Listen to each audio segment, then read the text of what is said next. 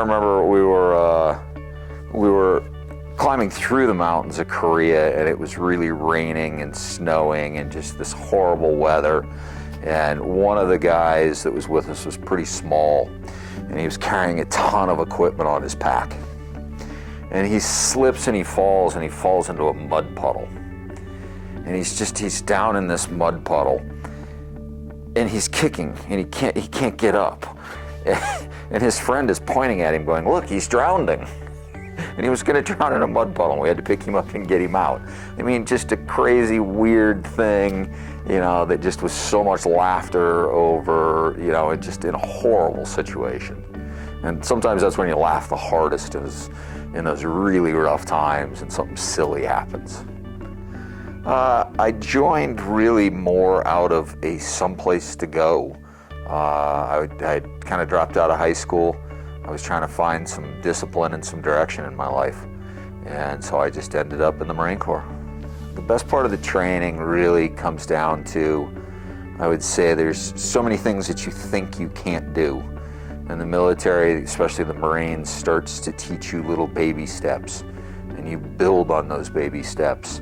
And you get better and better and better. And all of a sudden you're doing things you never ever dreamed you could do. So I was in, my Veterans of Foreign War status comes from being in Korea. We are still at war with Korea today. And so I was stationed on the Korean border between North Korea and South Korea.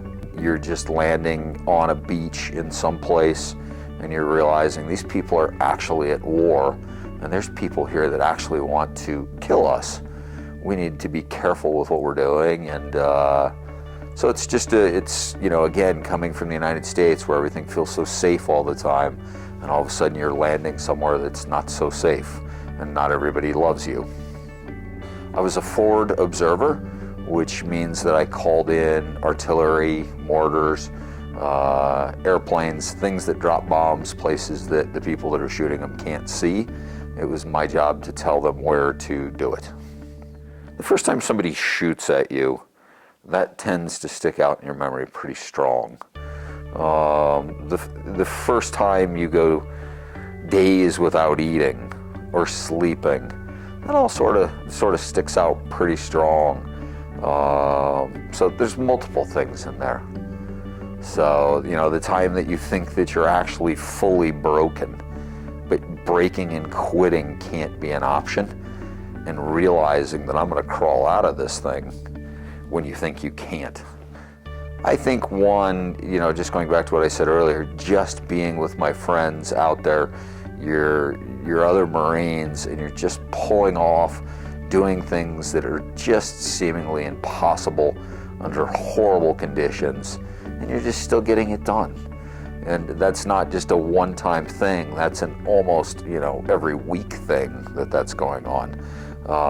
Whether it being in Africa, in the early 80s, out in the bush when there was crazy things going on there, or Korea, lots of different times.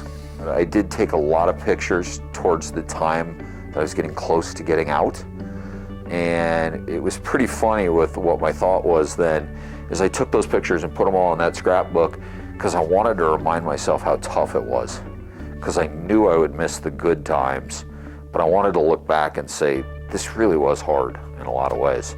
So I actually did. It wasn't really a journal, but it was those pictures, and I still have them. I think probably the biggest thing is I learned a great confidence in myself, but I also learned that anybody can be broken, and so you have to always watch that thought of, you're not unbreakable, but you can get much, much farther than you ever thought you could.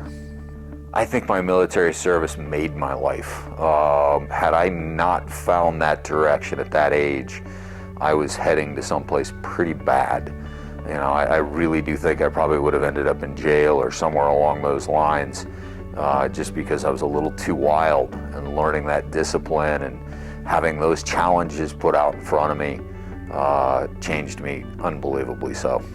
I find it very important to give beyond yourself, to give back to society. It really is, a lot of people think, well, what's my country doing for me? I think that we have to give something of ourselves before we can really expect to get anything back. So you got to give a little.